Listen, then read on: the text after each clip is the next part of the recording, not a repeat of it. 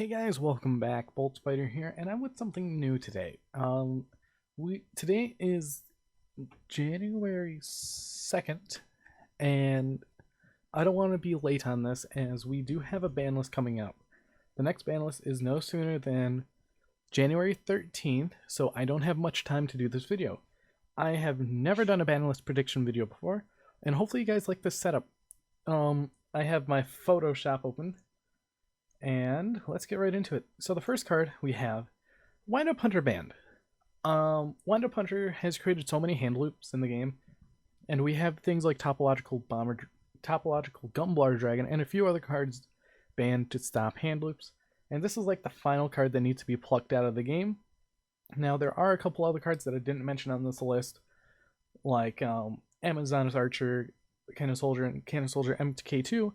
Those are in decks that are clunky and highly inconsistent, even though Six Samurai, they're using it in an FTK, but all you just have to do is Nibiru their board to actually fix and stop what they're doing.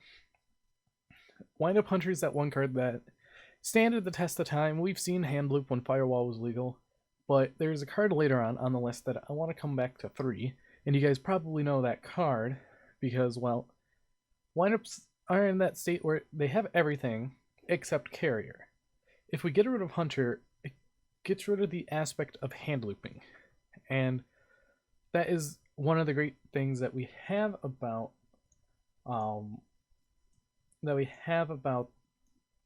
format. So Windup Hunter is my first card on the list. Let's get into the next one. We have Orchestrated Babel. This card, everyone's saying getting banned because it balances out Orchest.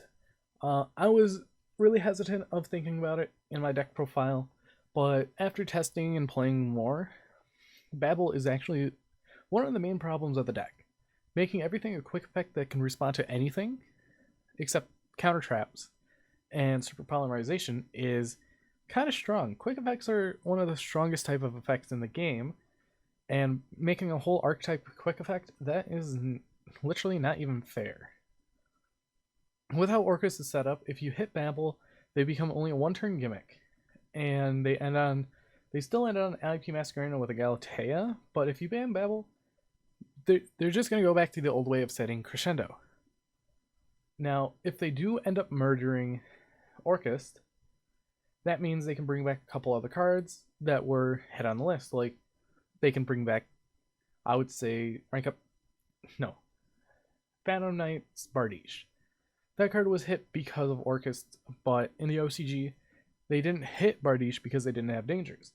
And Orcus generally don't play Bardiche in the OCG because, well, there's really no point since they don't want to abuse anything in the deck, and they rather have variety over having the same deck for about a year. Next card is everyone expected, Sky Striker Mecha Hornet Drones. Hornet Drones has been a problematic card since it came out because it made the Sky Striker engine splashable and everything. The first instance of this showing up was in Trickstar with the Trickstar Sky Striker deck. Now with Trickstar Sky Striker, it made a couple cards other than Hornet Drones to one. It hit Scapegoat and it also hit Terraforming because into Light Stage, search out Candina, some Corbing, go for Link 2, yada yada yada. But one of my cards on the list, I might have to contradict and say, oh, this card cannot come back, but we'll see what happens. Because in March, we're getting Vert Anaconda, a lot of 2-card combos. They might get hit because, well, Anaconda is a strong fusion monster if we get Dragoons of Red Eyes. Dragoons of Red Eyes is definitely a card to be wary of because things like Hornet Drones, Trickstar Candina, and Predaplant Engine all enable it to actually go off. I've seen some boards in the OCG ending on 2 Dragoons and Anaconda. So that I think is like 2 negates and 2 towers on board, which is actually pretty scary when you look at it with how their metagame is, being super diverse, and they actually have a engine.deck.dragoon. And I saw this on Road to the King, and I'm like, yeah, that should not, no, that should not work. It should not be a thing. But Hornet Drones definitely deserves a ban, as it makes strikers more balanced, as they're down to one pilot, but at the end of the month, there's going to be a second pilot. Next, we have Outer Entity as a thought. This card is self-explanatory. It creates one-sided gameplay. Konami does not like one-sided gameplay. That's what they stated in the OCG of how the card is. Being a one-sided card definitely hinders gameplay, where you cannot respond to anything. Now, I would also have Zexal Hope. I think that's the one. I think the jump promo that we got, or Zexal Future, or something like that. But as a thought is definitely a card that needs to go, because with the new Master Rule coming up, it's going to be a problem. Because I'm already testing it in my Time Thief deck, and the card is, if you can make that and then go off into your main play, there's literally no point in playing the game. And with Azathoth, it's going to be the second entity card getting banned, in my opinion. But can Norden come back? No. Norden can never come back. The same with Azathoth, because Azathoth creates a one-sided game experience, and no one likes a one-sided game experience.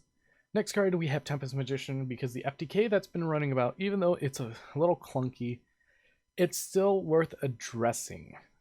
FTKs are definitely a problem, since all I can remember, the first FTK I really remember is the Frog FTK, and that's what got Substitute banned. I think that's the name. Yeah, it's Substitute. But cards like that, they definitely deserve to get the axe, because it's not a hard once per turn and all of that. Now on to the limits. We have Mathematician. I feel like Mathematician deserves kind of like a little hit, either limited or semi-limited, because, well, it's a starter, and sure, it supports the Shaddoll structure deck. It could stay at 3, for all I care, to help Shaddolls, but in this current meta, let's hit it down to 1, then, or put it to 2, and when Orcus kind of like fizzles out, we can bump it back up to 3. It's either this or Scrap Recycler, or both, but if you keep them at 3, Orcus can still function, and people will adapt to it. And that's how Orcus have been playing for like the past year, just adapting different styles, because we went from Bardiche to Mermaid, the Mermaid engine, to, well, the current day Orcus. And that's going to change to something more difficult to play, which is very interesting. And I would say Mathematician could get hit down to 1, but I don't really think he will.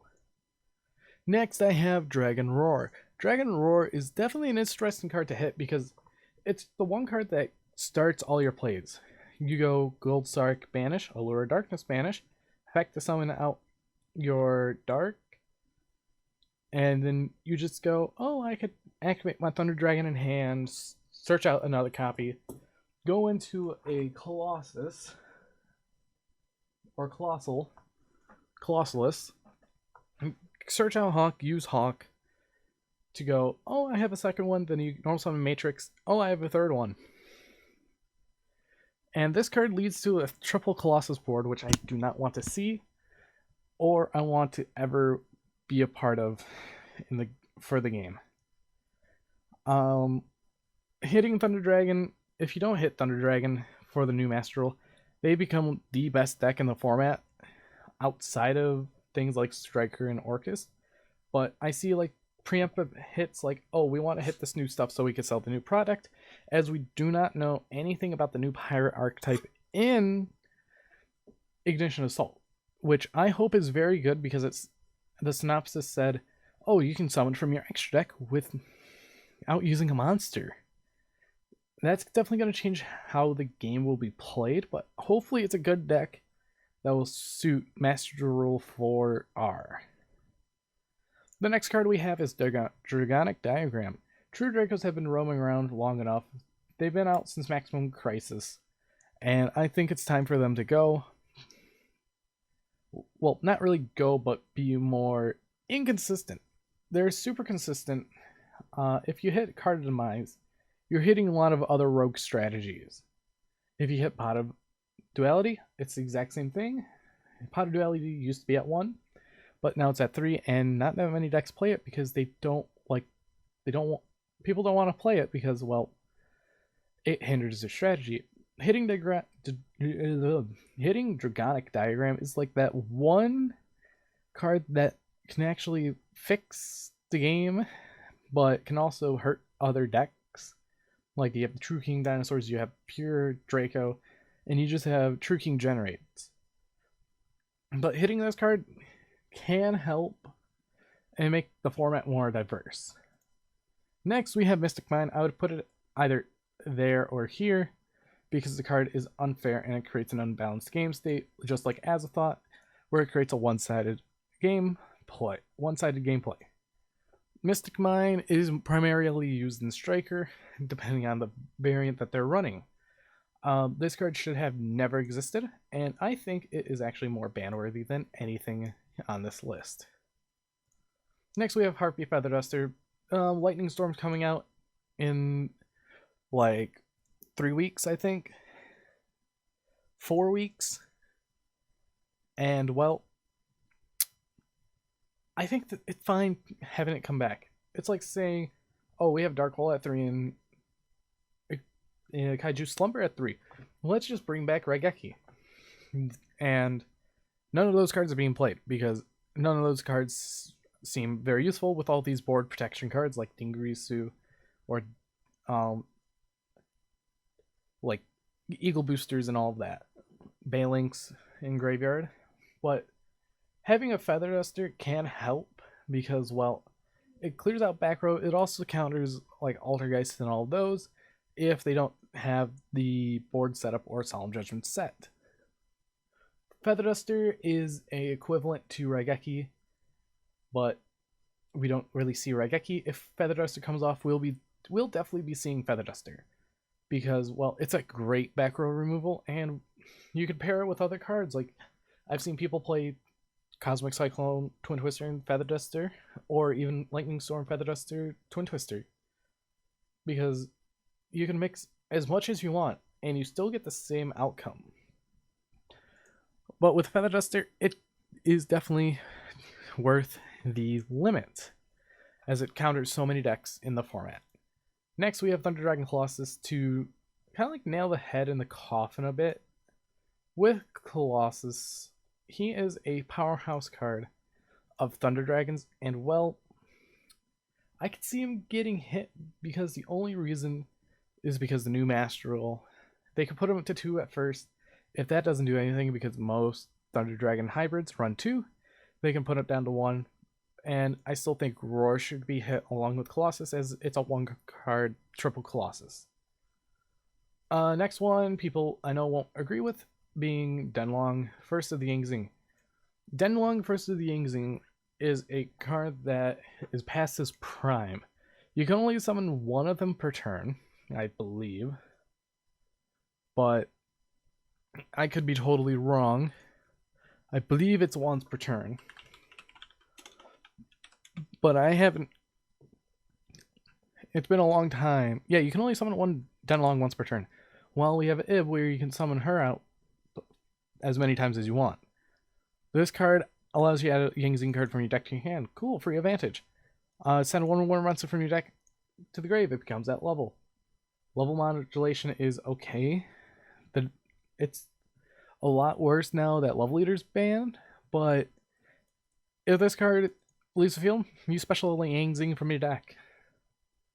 In the new Master Rule, I definitely see Denlong coming back because, well, they wanted to hit it because the new Master Rule, just in case, because it was a popular engine, but that engine died because they banned Denlong.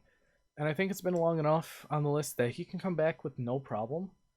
And it would be nice to see older decks come back, like Yingxing Dinosaur, Pure Yingxing, Zephyr Yingxings. I used to play Yingxings I don't anymore because, well, the deck's not that good. And it's actually quite slow nowadays. But bringing back Denlong can definitely bring some more versatility into the meta, as people are running Ib over Denlong 99% of the time, unless you're a Zephyr player, where you actually can run both. First, semi-limit, I have Altergeist Millowseek. Millowseek is it's hard to describe why I want Altergeist to get hit. If you hit all the good decks, like on my list I have Thunder Dragon hit, I have Orcust hit, and Sky Striker hits, those decks become weaker. And with that, you have to hit other decks to make them weaker, so you can power creep them out so the new product can sell better. Because I can tell you, I'm already tired of this meta, and I'm going back to 2017 DDD. Because, well, the deck really never shined, and I want to give it a chance. With the hit with Millowseek, it slows down the consistency by searching out Multi-Faker, because this is the prime card that searches out, or you can search it out via Sangin by linking it off for Alamirage.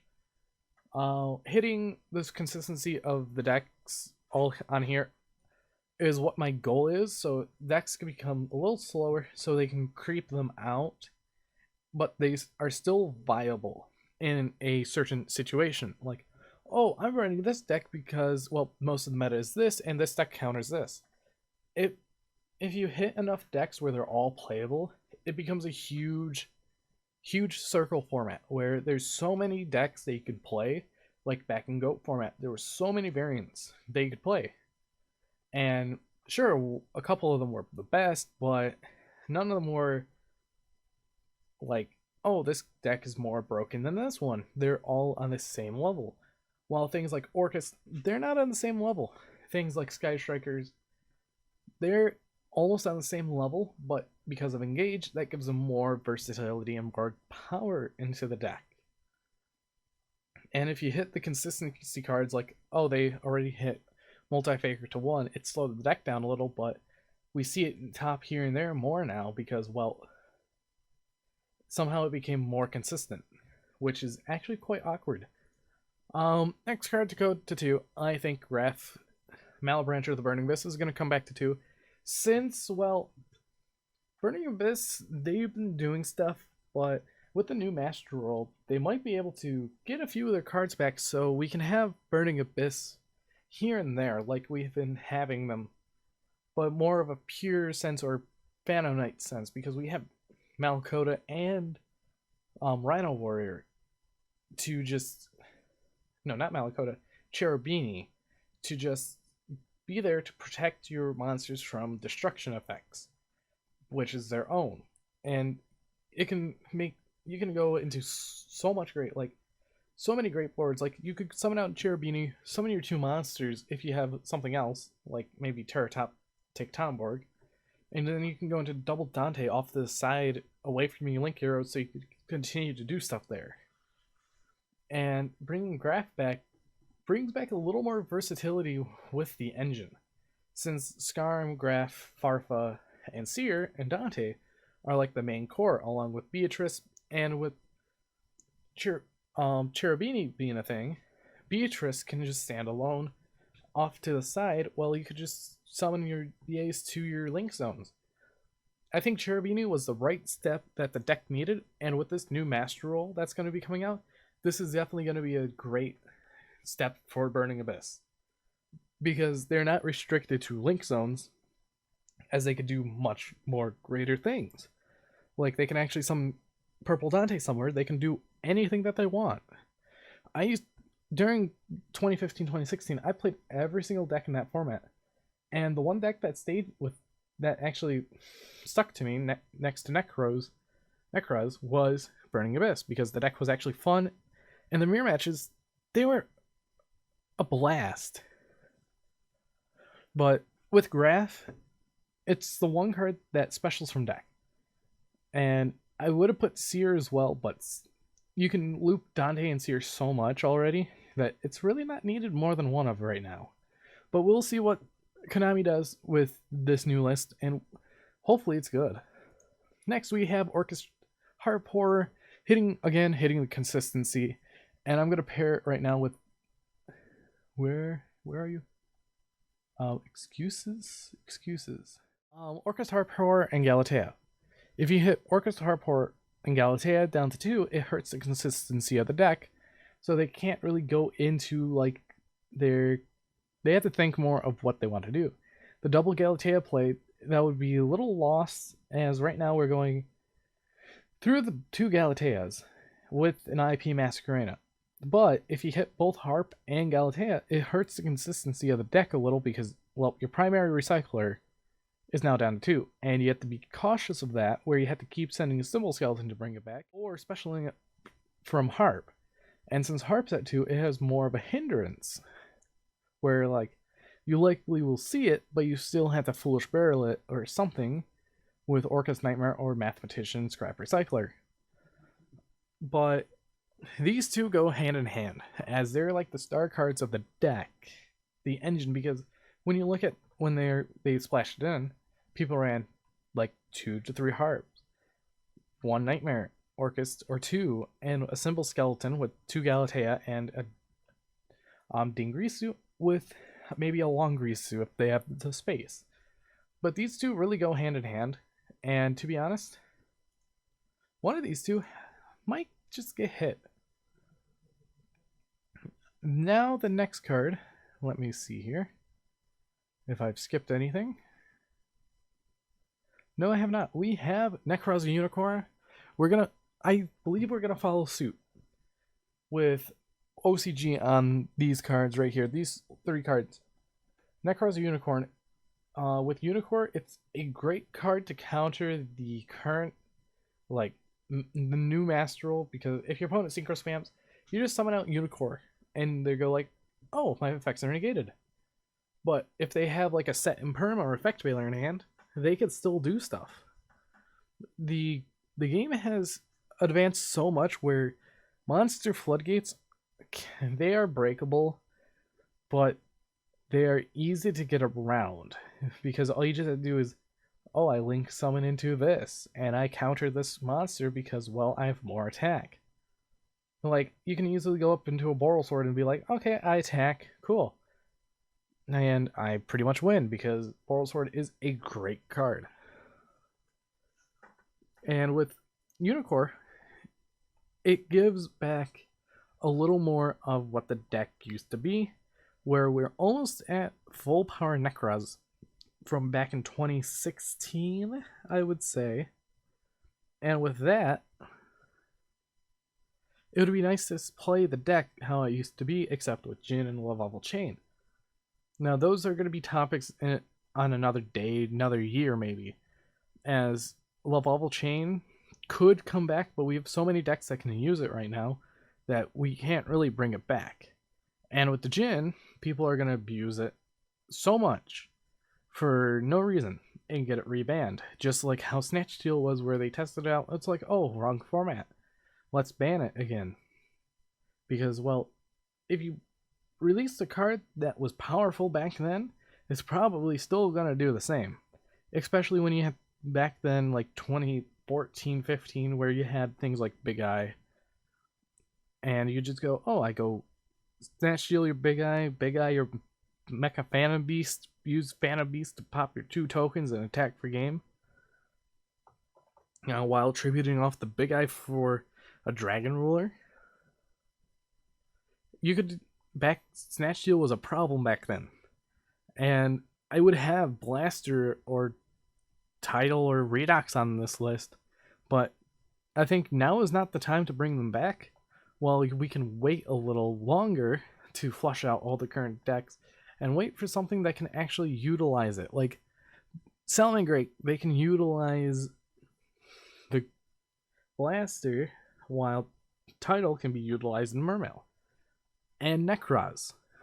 So if you use things like, oh, Tidal and Necros, okay, it's a Foolish Burial, that can actually get you a piece in your graveyard for later. And if you have new Unicorn back to 2, you can recycle that piece back to your hand and, like, oh, I use Tidal, discard it, Water, send Shrit, use Unicorn, get Shrit back, activate cycle. Or if you already have a ritual spell in hand like Mirror, banish your Shrit, go for Unicorn. It's just a lot of check and balances that they need to do with the list to fix the list. And this video is going on quite longer than I was expecting. Next card, Emergency Teleport. Psychic Dex. It's more of an engine, and it also does help with the new Shadal card being a psychic. It was Shadal Windy because Shadals are getting a new psychic type, which is very interesting in what they're doing. You have the Lai Shadal or Lei Shadal Windy. This card is a psychic level 3 and it works well with teleport.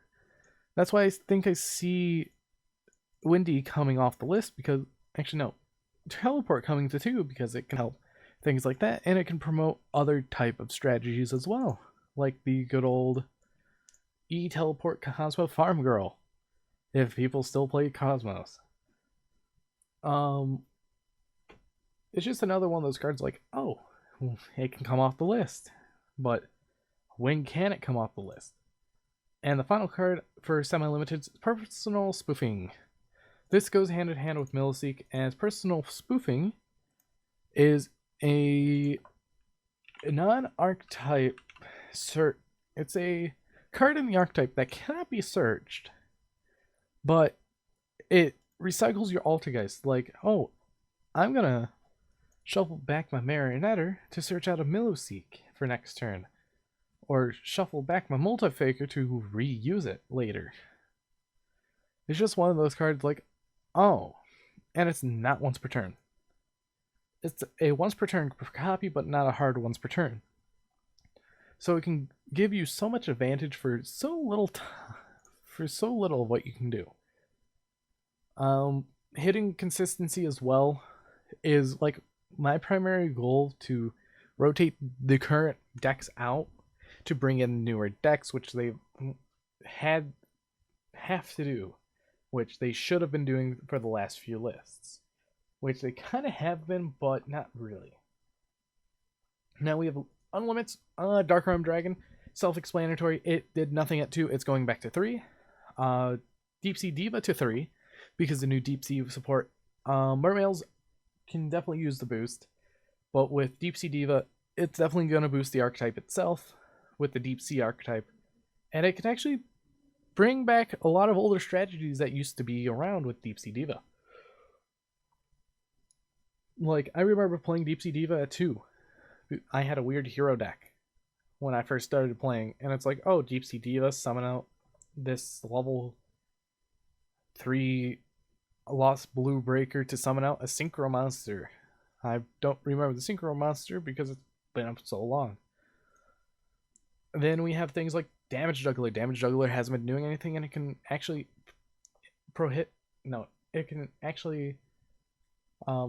produce decks again. Like, oh, you can play Clown Blade, kind of. You can also play Perform Age Shadals again, or other decks that could actually use a nice little light target that searches out an Earth. It's stopped burn, which there is a new card coming out that's called Gravehole, and that stops effects from hand, field, graveyard, I think, and banish. No, hand, banish, and graveyard. And you could just go, oh, I'm going to use this to stop the damage. So I think Damage Juggler might see a key play in the future, even though it's very slow nowadays. Then we have Tribe Infecting Virus. Everyone's saying this because, well, it's a normal summon. Multiple discard destruction, which is fine, but we have so many cards to counteract it that, like, it destroys. We have, again, going back to things like Feather Duster being like, oh, detach for Dingersu, banish Balinks, Eagle Booster, and the card's just out of date. This is like one of the cards that didn't really age well, but it kind of just sat there and really did nothing for a little bit, but then it started picking up scene play because it was a great monster removal in GOAT format. Next, we have Book of Moon to 3. New Master Role means Book of Moon can go to 3 with no problem. People were kind of worried that it would go to 2 then 3 during Link format because it locks out the Link Zone, but now we don't have to worry about that. If you're playing a Link deck, and it sucks if you have to summon it something there. Hopefully you don't, because the new Master Role should change that for you.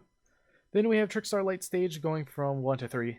I think Light Stage was really not deserved the hit, because it's the same thing like Hornet Drones, or they could just keep it at 1 because the Dragoons of Red Eyes, that card was a mistake waiting to happen, because in the OCG they're running this Candiana Korobane, and in the Road to King article they said, oh, they use Light Stage to search out Candiana to search out Korobane. Korobane summons, Link off of Vert Anaconda sends the lovely Red Eyes fusion to fusion summon out the Dragoons of Red Eyes. And that's not really that fun. Next card we have Solemn Warning, the only Solemn card that's still on the list, and that can come back.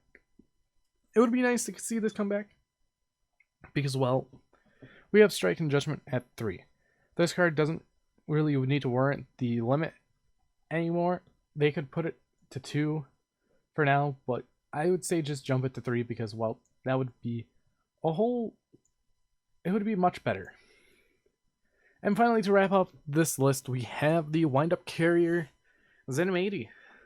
If you ban Hunter, Zenmaity can come back, and Windups could actually do stuff again. Just like how Inzectors are doing very little again. With how Windups work, they were only in the game because Shock Lock and Hand Loop. And Shock Lock is banned, and Hand Loop, if you remove Hunter from the equation, Carrier can be freed. But anyways, this video has gone on way too long because I explained so much about my forbidden and limited list predictions, as I think as I upload this video tomorrow, it's going to be released. I have a feeling about that because, well, there's a tendency where it's like, oh, here's my final prediction, and then the list just comes out.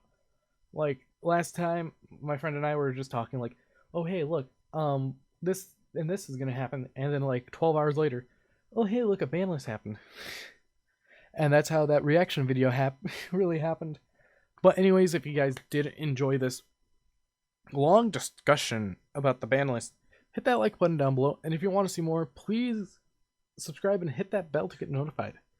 You can find me on Twitter down in the link below, and also comment down below what you think will get hit on this next list. I would like to hear you guys' opinions because I love seeing everyone's opinions on the ban list. Most of these are like a lot of the similar things, like the top 4 up here, Babel to Tempest Magician, even things like Feather Duster, Diagrammed Colossus, and even Necro's Unicorn Book of Moon. A lot of these cards are similar because people expect those to come off. But anyways, see you guys in the next video, and goodbye.